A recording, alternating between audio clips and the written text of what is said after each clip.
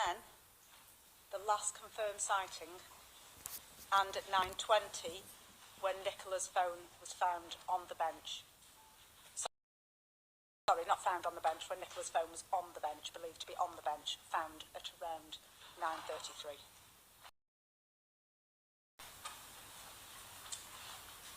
The witness made numerous inquiries to try and find the owner of the phone, not knowing whose phone it was, and indeed whose dog it was.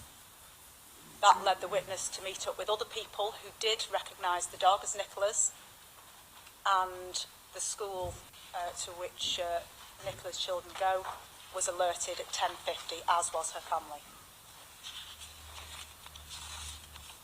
This means that we've only a 10-minute window in which we cannot account for Nicola's movements. The inquiry team has undertaken a number, as I said, of dashcam, CCTV and ring doorbell footages. This has allowed us to eliminate. This morning, did you have a chance to speak to him after the conference yesterday? Yeah, as soon as we heard, we said, "What's the message?" And he was just like, keep going until we find something factual.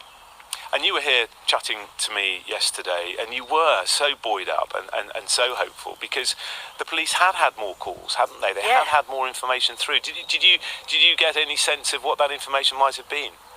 No, all I know, it was a significant influx in calls that they had to bring another 101. And what struck a chord, she said the search continues to no avail, and then obviously a hypothesis is unlimited information. And when we're talking about a life, we can't base it on a hypothesis. Surely we need this factual evidence. And like you've just both said, that's what the family and us are all holding on to, that we're actually no further on than, sadly, last Friday. We still have no evidence. Deep bank where we're standing ended up in the water, and Emma understandably tried to retrieve the ball. Simple as that, as you would do on a dog walk. What do you think about that theory? Willow used to love a tennis ball very much, but it used to disturb the walk, so they haven't had a tennis ball since way into last year. Obviously a tennis ball, she loved the tennis ball, so she'd always be by you, pestering you for the ball. But it wasn't a nice walk when the dog's pestering, so the ball was definitely no ball. Okay, well that's really interesting. As a dog owner, I know how annoying it can be having dogs obsessing over balls. So you don't think there would have been a ball? No. Okay.